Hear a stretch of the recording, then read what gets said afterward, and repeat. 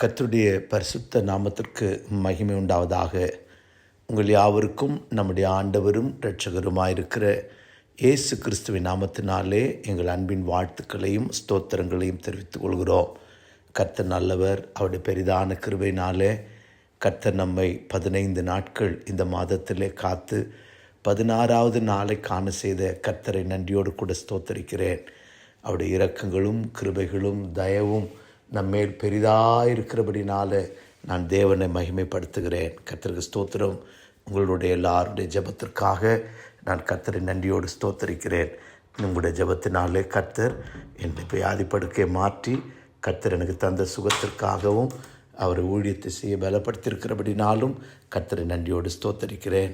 உங்களுடைய ஜெபங்களுக்கு, உங்களுடைய உதவிகளுக்கு நான் இதயத்தின் ஆழத்திலிருந்து நன்றியுள்ளதாக இருக்கிறேன். தொடர்ந்து உங்களுடைய மேலான ஜெபங்களை எதிர்பார்க்கிறேன். உங்களுடைய ஆதரவுகளையும் எதிர்பார்க்கிறேன். கர்த்தர் உங்கள் ஆசீர்வதிப்பாராக. கர்த்தருக்கு ஸ்தோத்திரம். இந்த நாட்களிலே நாம் கர்த்தருக்கு ஸ்தோத்திரம் எரேமியா தீர்க்கதரிசியின் புஸ்தகம் 27ஆம் அதிகாரம் அதனுடைய 5வது வசனத்தை தியானித்து கொண்டிருக்கிறோம். Jeremiah chapter 27 verse 5. நான் பூமியையும் மனுஷனையும் பூமியில் உள்ள மிருக ஜீவன்களையும் என் மகா பலத்தினாலும் ஓங்கிய பயத்தினாலும் உண்டாக்கினேன். எனக்கு இஷ்டமானவனுக்கு அதை கொடுக்கிறேன். கர்த்தருடைய நாமத்திற்கு மகிமை உண்டாகட்டும். தனக்கு இஷ்டமானவனுக்கு அதை கொடுக்கிறேன். கர்த்தர் தாம் உண்டாக்கின எல்லாவற்றையும் அவருக்கு இஷ்டமானவர்களுக்கு, பிரியமானவர்களுக்கு, சித்தமானவர்களுக்கு, கர்த்தருக்கு ஸ்தோத்திரம் விருப்பமானவர்களுக்கு அவர் கொடுக்கிறேன் என்று சொல்லுகிறார். கர்த்தருக்கு ஸ்தோத்திரம். இதை குறித்து நாம் தியானித்து கொண்டிருக்கிறோம். அவருக்கு பிரியமானவனுக்கு, இஷ்டமானவனுக்கு அவர் நித்திரையிலும் கொடுக்கிறார் என்பதை குறித்து தியானித்தோம். கர்த்தருக்கு ஸ்தோத்திரம். அவருக்கு இஷ்டமானவனுக்கு இஷ்டப்படி அவர் கொடுக்கிறார் என்பதை குறித்து தியானித்தோம். தாவீது அவருடைய இதயத்துக்கு ஏற்றவனாயிருந்தபடினாலே ராஜாவாகிய சவுலை தள்ளி அவனை பார்க்கில் உத்தமனாயிருக்கிற தன் தோழனுக்கு தன் ராஜபாரத்தை கொடுத்ததை குறித்து நாம் தியானித்தோம். நம்முடைய ஜீவியத்திலேயும் நீங்களும் நானும் உத்தமர்களாய், பிரியமானவர்களாய், தேவனுக்கு இஷ்டமானவர்களாய் நாம் ஜீவிக்கிறவர்களாய் இருப்போமானால் கர்த்தருக்கு ஸ்தோத்திரம். அவர் தமக்கு இஷ்டமானவனாய் உங்களை என்னை காணும்போது எல்லாவற்றையும் கொடுக்கிற தேவனாய் இருக்கிறார் என்பதை நீங்களும் நானும் அறிந்திருக்கிறோம். கர்த்தர் நல்லவர். இதுவரைக்கும் நம்மேல் வைத்த பிரியத்தினாலும், நம்மேல் வைத்த இரக்கத்தினாலும், நம்மேல் வைத்த அன்பினாலும் கர்த்தருக்கு ஸ்தோத்திரம். தேவன் நமக்கு தேவையானவற்றையெல்லாம் தந்திருக்கிறார். வேண்டிய சுகம், பலன், ஆரோக்கியம், எல்லா நன்மைகளும், பூமிக்குரிய நன்மைகள் எல்லாம் தந்திருக்கிறார். இன்னும் அவருக்கு சித்தமானவர்களாக இருந்தால் பூமிக்குரிய மட்டுமல்ல, ஆவிக்குரிய நன்மைகளையும் தேவன் உங்களுக்கு எனக்கும் தருவார் என்று நான் கர்த்தருக்குள் விசுவாசிக்கிறேன். கர்த்தருடைய நாமத்திற்கு மகிமை உண்டாகட்டும். ஆம் பிரியமானவர்களே, அவர் சித்தமானவனுக்கு என்ன கொடுக்கிறார் என்பதை குறித்து இந்த வாரம் நாம் தியானிக்க போகிறோம். இந்த இஷ்டமானவன் என்கிற வார்த்தை பிரியமானவன் என்றும், சித்தமானவன் என்றும், விருப்பமானவன் என்றெல்லாம் கர்த்தருக்கு ஸ்தோத்திரம் இந்த வார்த்தை பயன்படுத்தப்பட்டிருக்கிறது. கர்த்தருக்கு ஸ்தோத்திரம். நீங்களும் நானும் அவருக்கு சித்தமாயிருந்தால் இந்த வாரம் நமக்கு கிடைக்கிற ஒரு 3 ஆசீர்வாதங்களை நான் உங்களோடு கூட நான் பேச ஆசிக்கிறேன். கர்த்தருக்கு ஸ்தோத்திரம். இன்னொரு பக்கம் பிசாசு கூட தனக்கு இஷ்டமானவர்களுக்கு அவன் நன்மையை கொடுக்கிறதை குறித்து படிக்கிறோம். நீங்கள் நான் இந்த நாட்களிலே பெற்றிருக்கிற நன்மைகள் கர்த்தரிடத்திலிருந்து வந்ததா, பிசாசினிடத்தில் வந்ததா என்பதை குறித்து நாம் பயமுள்ளவர்களாக இருக்கணும்.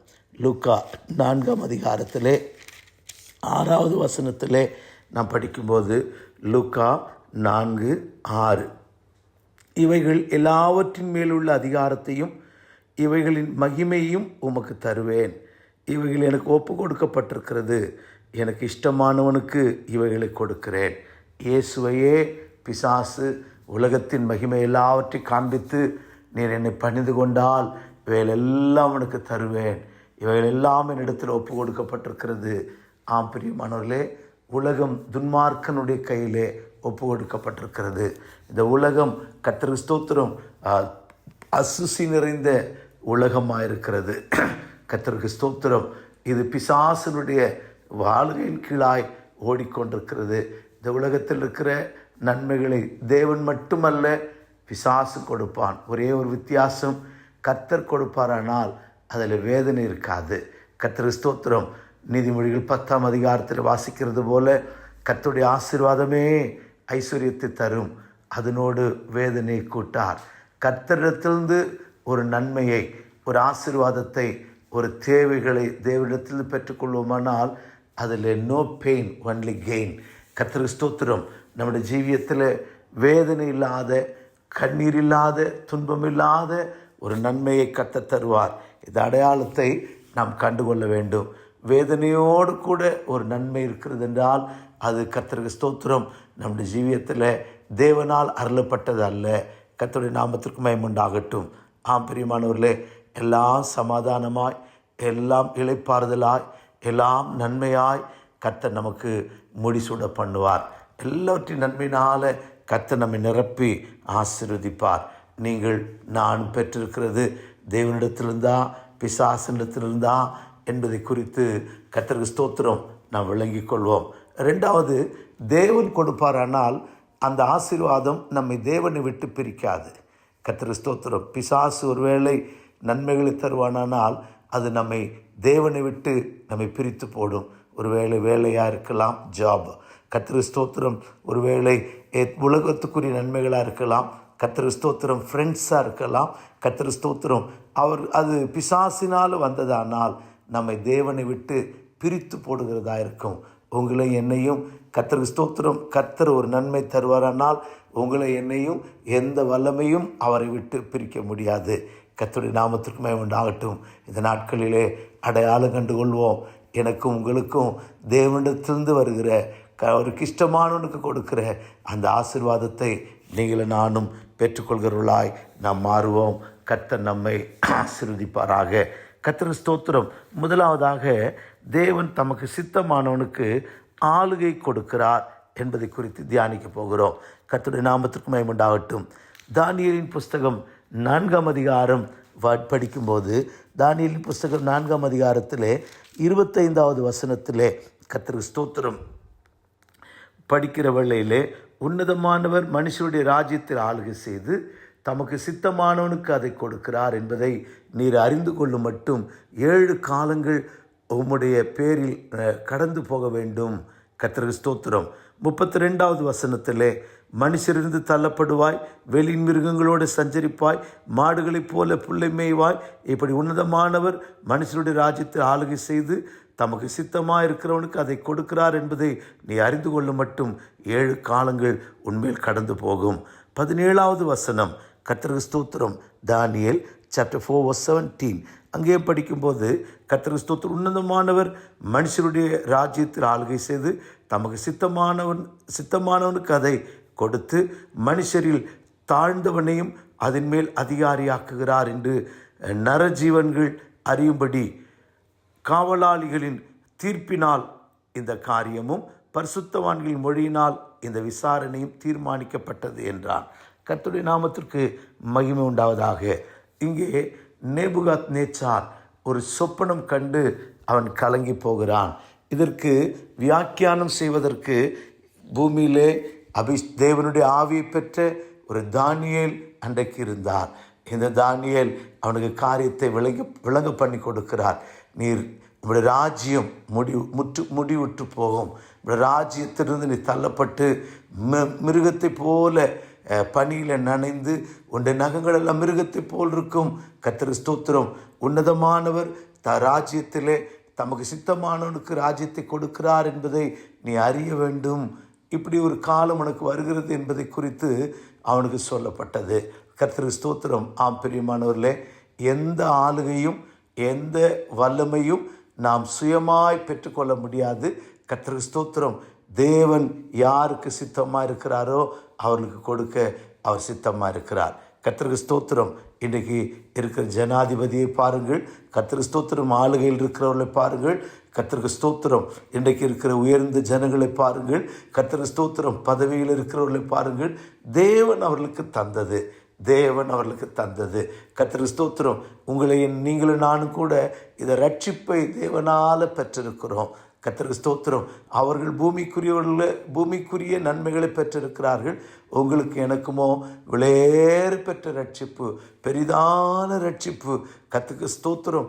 ஆத்தும மீட்பை உங்களுக்கு எனக்கு தந்திருக்கிறார். அதற்காக நீங்கள் நான் நன்றியுள்ளவர்களாக இருப்போம். யாருக்கு அவர் கொடுக்க சித்தமாக இருக்கிறாரோ, கர்த்தருக்கு ஸ்தோத்திரம், யாருக்கு அதை ஒப்பு கொடுக்க சித்தமாக இருக்கிறாரோ, யாருக்கு தனக்கு இஷ்டமானவனுக்கு அதை கொடுக்கிறேன் என்று சொன்ன கர்த்தர் தமக்கு இஷ்டமானவனுக்கு ராஜ்யத்தை கொடுக்கிறார். இந்த காரியங்களெல்லாம் அவன் கேட்டு அவன் பாபிலோனின் மேல் நடந்தபோது கர்த்தருக்கு ஸ்தோத்திரம், அவனை குறித்து இது என் வல்லமையின் பிரதாபத்திற்கென்று நான் கட்டின மகாபாபிலோன் என்று சொன்னபோது அவன் ராஜ்யம் முடிவுற்று போயிற்று. கர்த்தருக்கு ஸ்தோத்திரம். அவன் மனுஷனிலிருந்து தள்ளப்பட்டான் என்று படிக்கிறோம். கர்த்தருடைய நாமத்திற்கு மகிமையுண்டாகட்டும்.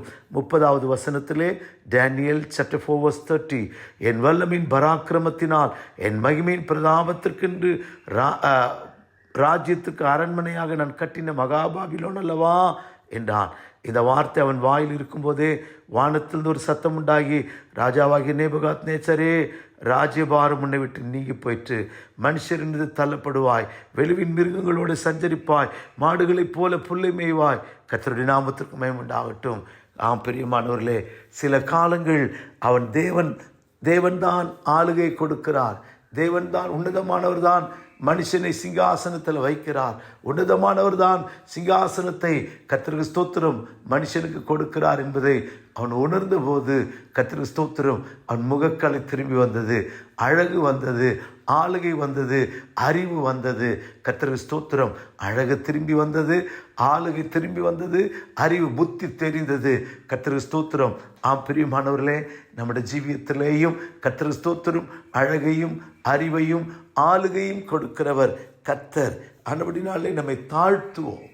நாம் பெற்றுக்கொண்டே ஆயுள் இருக்குமானால் மேன்மை பாராட்ட வேண்டாம். தாழ்மையுள்ளவர்களாக இருப்போம். தாழ்மையுள்ளவர்களுக்கு ஆளுகையை கொடுக்கிறார். இஷ்டமானவனுக்கு ஆளுகை கொடுக்கிறார். எரேமியாவிலே நாம் படித்தது போல 27:5 இந்த பாபிலோன் ராஜாவுக்கு தேசத்தை கொடுக்கும்போது தான் கர்த்தர் இந்த வார்த்தையை சொன்னார்.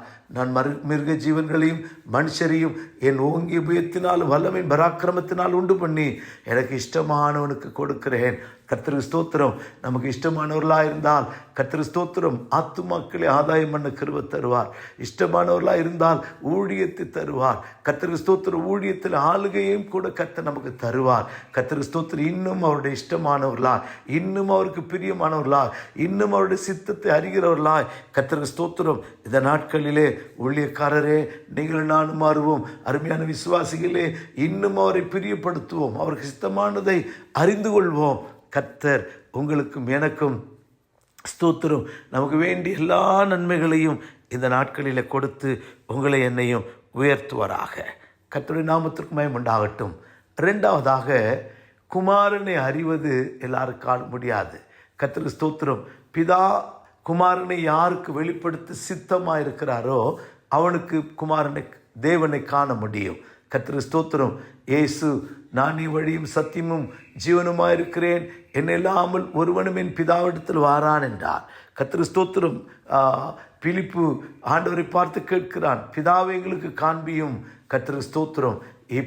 என்னை கண்டவன் என் பிதாவை காண்கிறான் என்று அவர் இயேசு சொன்னார். அப்படியானால் இயேசுவை பிதாவென்று அறிய முடியாமல் கண்கள் சொருகி போனவர்களாய் கர்த்தருக்கு ஸ்தோத்திரம் சீஷர்கள் இருக்கிறதை நாம் பார்க்கிறோம்.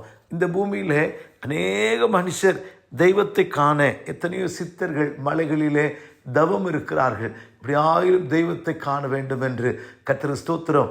ஆனால் வேதம் என்ன சொல்லுகிறது?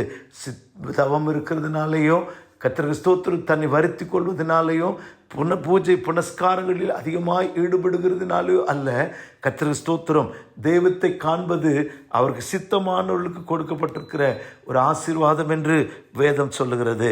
கர்த்தருக்கு ஸ்தோத்திரம். மத்தேயு சுவிசேஷம் 11ஆம் அதிகாரம் 27வது வசனத்திலே, மேத்யூ காஸ்பல் chapter 11 verse 27 அங்கே படிக்கும்போது கர்த்தருக்கு ஸ்தோத்திரம், தேவன் அவரை யாருக்கு வெளிப்படுத்த சித்தமாக இருக்கிறாரோ, கர்த்தருக்கு ஸ்தோத்திரம், சகலமும் என் பிதாவினால் எனக்கு ஒப்பு கொடுக்கப்பட்டிருக்கிறது. பிதா தவிர வேறொருவனும் குமாரனை அறியான், குமாரனும் குமாரன் எவனுக்கு அவர் வெளிப்படுத்த சித்தமாயிருக்கிறாரோ அவனும் தவிர வேறொருவனுக்கும் பிதாவை அறியான். கர்த்தருக்கு ஸ்தோத்திரம். 25ஆம் வசனத்திலே verse 25, அந்த சமயத்திலே இயேசு சொன்னது, பிதாவே, வானத்துக்கும் பூமிக்கும் ஆண்டவரே, இவளை ஞானிகளுக்கும் கல்விமான்களுக்கும் மறைத்து பாலகர்களுக்கு வெளிப்படுத்தினபடியால் உம்மை ஸ்தோத்தரிக்கிறேன். ஆம் பிதாவே, அப்படி செய்வது உம்முடைய திருவுள்ளத்திற்கு பிரியமாயிருந்தது. சகலமும் பிதாவினால் எனக்கு ஒப்பு கொடுக்கப்பட்டிருக்கிறது. பிதா தவிர வேறொருவனும் குமாரனை அறியான். குமாரன் எவனுக்கு அவரை வெளிப்படுத்த சித்தமாயிருக்கிறாரோ அவனை தவிர ஒருவனும் அறியான். கர்த்தருக்கு ஸ்தோத்திரம். குமாரன் தன்னை யாருக்கு வெளிப்படுத்துகிறாரோ அவனை தவிர வேறு ஒருத்தரும் அறிய முடியாதாம். அப்படியானால் கர்த்தருக்கு ஸ்தோத்திரம். லூக்கா 10ஆம் அதிகாரம் 22வது வசனத்திலேயும் அவ்விதமாக எழுதப்பட்டிருக்கிறது. கர்த்தருக்கு ஸ்தோத்திரம். லூக் சாப்டர் 10 verse 22 அங்கே சொல்லும்போது, கர்த்தருக்கு ஸ்தோத்திரம், சகலம் எனக்கு பிதாவினால் ஒப்பு கொடுக்கப்பட்டிருக்கிறது.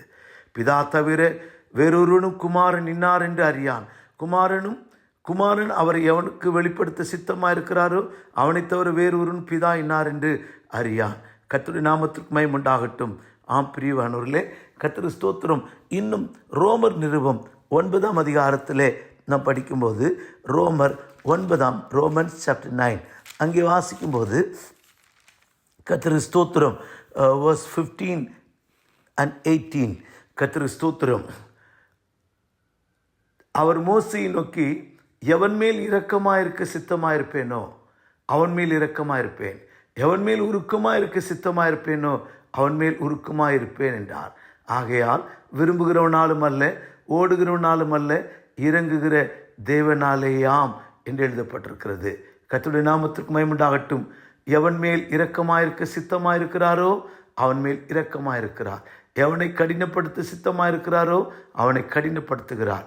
கர்த்தருடைய நாமத்திற்கு மகிமை உண்டாகட்டும். இங்கே மோசே கர்த்தரிடத்தில் கேட்கிறான், ஆண்டவரே, உம்முடைய மகிமையை எனக்கு காண்பித்தருளும், உம்முடைய மகிமையை காண்பித்தருளும். யாத்திராகம புஸ்தகம் எக்ஸோடஸ் சாப்டர் 13 18 to 23 நாம் அங்கே படிக்கும்போது, கர்த்தருக்கு ஸ்தோத்திரம், எவன் மேல் இரக்கமாயிருக்க சித்தமாயிருப்பீரோ, எவன் மேல் உருக்கமாயிருக்க சித்தமாயிருப்பீரோ என்று மோசே தேவனிடத்தில் கேட்கிறதை குறித்து நமக்கு படிக்க முடியும்.